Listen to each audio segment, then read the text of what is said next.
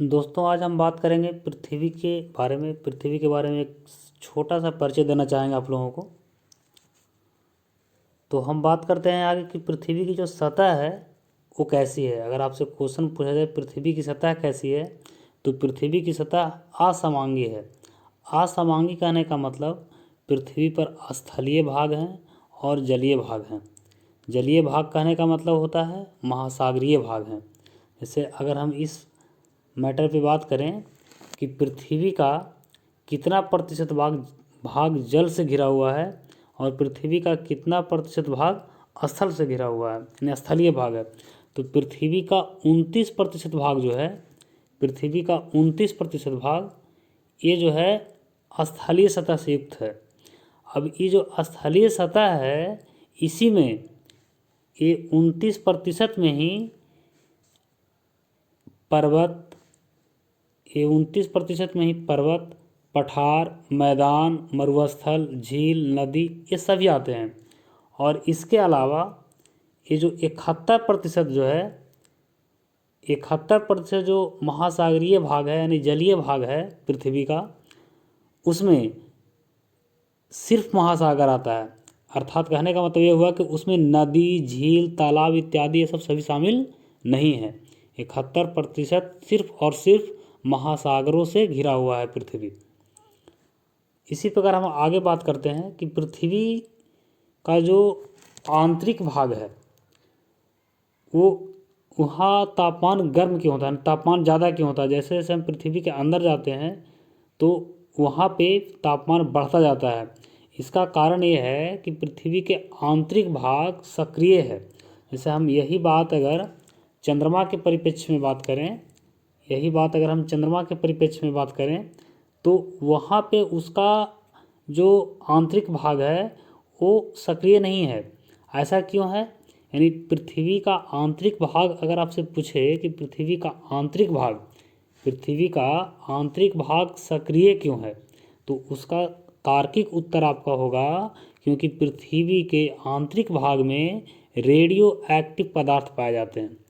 पृथ्वी के आंतरिक भाग में रेडियो एक्टिव पदार्थ पाए जाते हैं, इसीलिए हमारा पृथ्वी जो है, पृथ्वी का आंतरिक भाग जो है वो सक्रिय है। और नीचे हम जाते हैं, पृथ्वी की सतह के नीचे जितना ज़्यादा नीचे जाएंगे तो तापमान क्या हो रहता जाता है, बढ़ता जाता है, तापमान बढ़ता जाता है। वहीं अगर हम चंद्रमा की बात करें तो चंद्रमा का जो आंतरिक भाग है उसमें तापमान नहीं बढ़ता है। इससे यह साबित होता है कि उसका आंतरिक भाग सक्रिय नहीं है। तो पृथ्वी के बारे में हम 2-3 इम्पोर्टेंट तथ्य आपको बताए। पहला ये कि पृथ्वी का जो स्थलीय भाग है और जलीय भाग है कितना है ना। इसमें स्थलीय भाग की बात करेंगे तो उसमें पठार, मैदान, मरुस्थल, झील इत्यादि सभी ही युक्त है। और जलीय भाग की बात करेंगे तो सिर्फ उसमें महासागर युक्त है, ना कि उसमें नदी, झील, तालाब ये सब की बात हम नहीं करेंगे अगर महासागरीय सतह की बात करेंगे तो। इसी प्रकार आगे क्वेश्चन पूछा जाता है हमेशा, पृथ्वी जो है दंड चुंबक की तरह व्यवहार करती है। अब पृथ्वी जो है दंड चुंबक की तरह व्यवहार करती है क्यों, तो इसका सही उत्तर आपका होगा पृथ्वी का बाह्य कोर द्रव अवस्था में पाया जाता है और इस बाह्य कोर में संवहनीय गति के कारण पृथ्वी में चुंबकीय क्षेत्र का विकास होता है। देखिए ऐसे इसमें डिटेल से हम बात आगे करेंगे कि इसका कोर क्या होता है, मेंटल क्रस्ट, इसके बारे में बहुत डिटेल से हम बात करेंगे। लेकिन यहाँ पे आप एक ही समझिए कि ये ऊपर वाला भाग क्रस्ट होता है पृथ्वी का, ये भाग मेंटल और नीचे कोर। कोर को ही 2 भागों में बांटा गया है, एक बाह्य कोर एक आंतरिक कोर। तो ये जो कह रहा है कि पृथ्वी का बाह्य कोर, पृथ्वी का बाह्य कोर द्रव अवस्था में पाया जाता है, पृथ्वी का बाह्य कोर द्रव अवस्था में पाया जाता है और इस बाह्य कोर में संवहनीय गति के कारण, देखिए संवहन क्या होता है, संवहनीय गति क्या होता है, इसको थोड़ा सा हम समझ लेते हैं आगे। इसके बारे में हम आगे पढ़ेंगे, संवहन क्या होता है, विकिरण क्या होता है, चालन क्या होता है, अभिवहन क्या होता है। लेकिन यहाँ पे एक संवहनीय गति का अर्थ समझ लीजिए।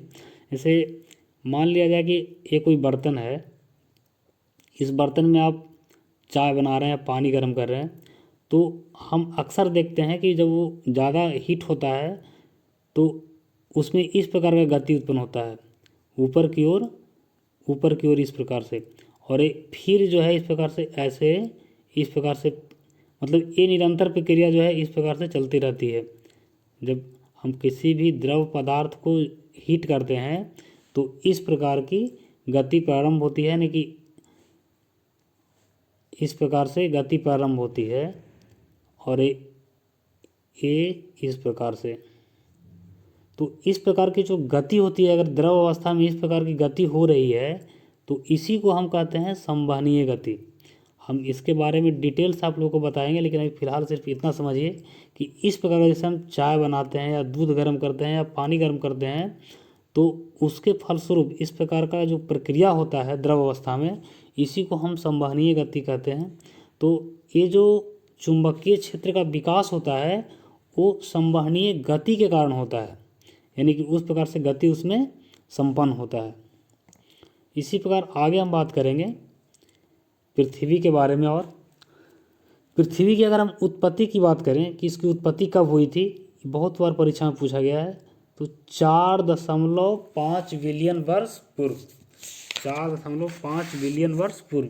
आपको ये यहाँ पे जानना जरूरी है कि 1 बिलियन में कितना मिलियन होता है, 1 मिलियन में कितना लाख होता है। लाख तो जानते ही होंगे। तो यहाँ पे समझिएगा 1 बिलियन बराबर होता है 1000 मिलियन, 1000 मिलियन। और 1 मिलियन बराबर होता है 10 लाख। तो ये इतना याद रखिएगा। तो यहाँ पे पृथ्वी की उत्पत्ति जो हुई है वो 4.5 बिलियन वर्ष पूर्व हुई है। पृथ्वी पर जीवन की उत्पत्ति की बात करें तो पृथ्वी पर जीवन की उत्पत्ति जो हुई है वो 4.1 बिलियन वर्ष पूर्व हुई है। 4 ये ध्यान रखिएगा, पृथ्वी की उत्पत्ति 4.5 बिलियन वर्ष पूर्व। पृथ्वी पर जीवन की उत्पत्ति की बात की जाए तो 4.1 बिलियन वर्ष पूर्व। और पृथ्वी वर्तमान में मानव जनसंख्या की बात करें कि पृथ्वी पर मानव की जनसंख्या भी कितनी है तो लगभग 7.5 बिलियन के आसपास है। इसके अलावा और भी हम बात करें इस पृथ्वी पर पाई जाने वाली जो प्रजातियां हैं, जितने जीव हैं, उसको 5 वर्गों में बांटा गया है। मोनेरा, प्रोटिस्टा, फंजाई, प्लांट और एनिमेलिया। तो ये 5 प्रकार के पूरे जातियों का वर्गीकरण किया गया है। जितने जीव हैं, पेड़ पौधे हैं, बहुत प्रकार के जो जीव हैं, उन सभी को आप इसको बायोलॉजी के पार्ट में भी पढ़ सकते हैं, लेकिन हम यहाँ पे एक परिचय के रूप में सिर्फ दे दिए हैं कि पृथ्वी पर जो जातियाँ पाई जाती है, प्रजातियाँ पाई जाती है, वो उसको 5 वर्गों में बांटा गया है। और जो मानव प्रजाति है उसको 3 वर्गों में बांटा गया है, जैसे निग्राइड, मंगोलाइड और काकेसाइड। इसके बारे में भी हम डिटेल्स इसके बारे में अध्ययन करेंगे। सिर्फ अभी यहाँ पे जान लीजिए कि पृथ्वी पर जो प्रजातियाँ, मानव की जो प्रजाति होती है वो 3 प्रकार की होती है, निग्राइड, मंगोलाइड और काकेसाइड। इसके बाद हम अब पृथ्वी के बारे में एक और बात करें कि पृथ्वी के तापमान के बारे में बात करें। तो सबसे पहले आपको ये ध्यान रखना होगा, पृथ्वी का अगर औसत तापमान की बात की जाए तो पृथ्वी का औसत तापमान 14 डिग्री सेल्सियस होता है। पृथ्वी का औसत तापमान 14 डिग्री सेल्सियस होता है। अगर आपसे पूछा जाए कि उत्तरी ध्रुव का तापमान क्या होगा, तो पृथ्वी पर अगर ये बात की जाए कि उत्तरी ध्रुव का तापमान या उत्तरी ध्रुव का सबसे न्यूनतम तापमान कितना होता है, ऐसे क्वेश्चन पूछा जाए तो आप उसका सही उत्तर बताइएगा साइबेरिया। साइबेरिया का जो तापमान होता है -60 डिग्री सेल्सियस से लेकर के -65 डिग्री सेल्सियस तक होता है। और अगर दक्षिणी ध्रुव की बात की जाए या पूरी पृथ्वी की बात की जाए कि पूरे पृथ्वी पर सबसे कम तापमान कहाँ होता है, तो सबसे कम तापमान जो है आपका ये वोस्तक स्टेशन है जो अंटार्कटिका दक्षिणी ध्रुव में पड़ता है। ये दक्षिण आप देख रहे होंगे, ये जो है ये पृथ्वी है, पृथ्वी का ये नॉर्थ पोल है, ये साउथ पोल है, यानी कि ये उत्तरी ध्रुव है, ये दक्षिणी ध्रुव है। ये जो है अंटार्कटिका इसको बोला जाता है, इस क्षेत्र को, है ना।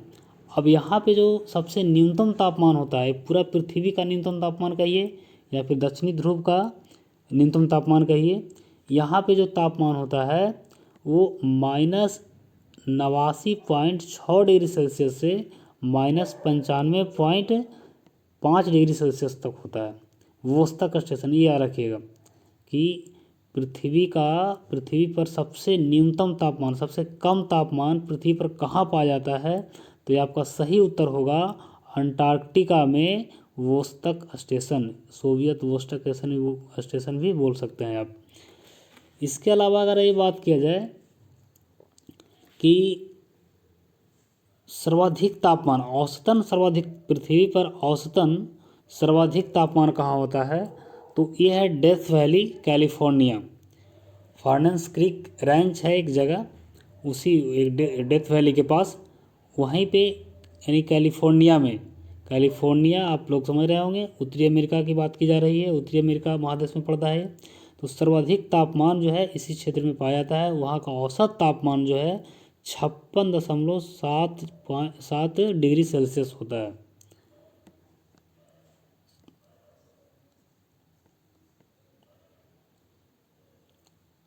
एक चीज़ और बता देता हूँ पृथ्वी के बारे में।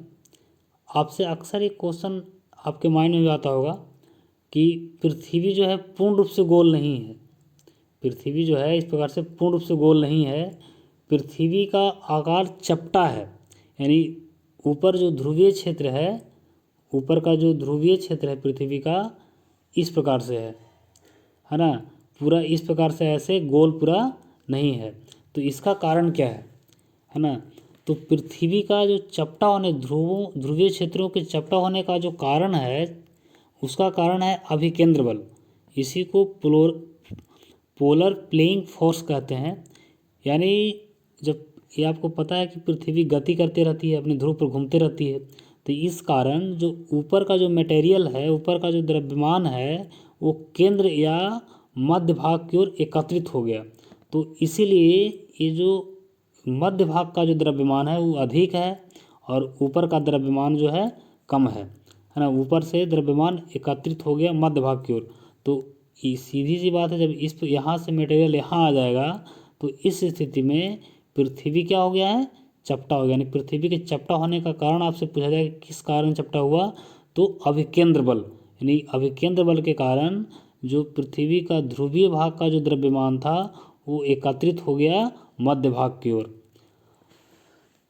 दूसरा आपको इसमें एक तथ्य जानना जरूरी है कि ये जो विषुवत रेखा है, ये जो विषुवत रेखा है, ये जो विषुवत रेखा है, विषुवत रेखा ये हुआ, इसका विषुवतीय व्यास जो यानी यहाँ से ले करके यहाँ तक की जो दूरी है 12,756.8 किलोमीटर है ना। और ध्रुवीय व्यास यानी कि नॉर्थ पोल से साउथ पोल के मिलाने वाली जो रेखा है उसका व्यास है 12,713.8 किलोमीटर। ये दोनों के बीच डिफरेंस हुआ 43 किलोमीटर का। कहीं कहीं आपको ये 12,714 किलोमीटर मिलेगा और वो 12,756 किलोमीटर मिलेगा। तो हमने ऐसा नहीं कि कोई किसी इसको नाप के एग्जैक्ट लिखा है, लेकिन हम उसी को मानेंगे जहाँ से क्वेश्चन पूछ जो वैलिड है, जो एग्ज़ाम में जिस चीज़ को महत्व ज़्यादा दिया जाता है। तो ये एनसीईआरटी बुक में यही वैल्यू दिया हुआ है। तो हमने एनसीईआरटी बुक को वैल्यू देते हुए उसके महत्व को समझते हुए हम उसके वैल्यू को यहाँ पे लिखे हैं।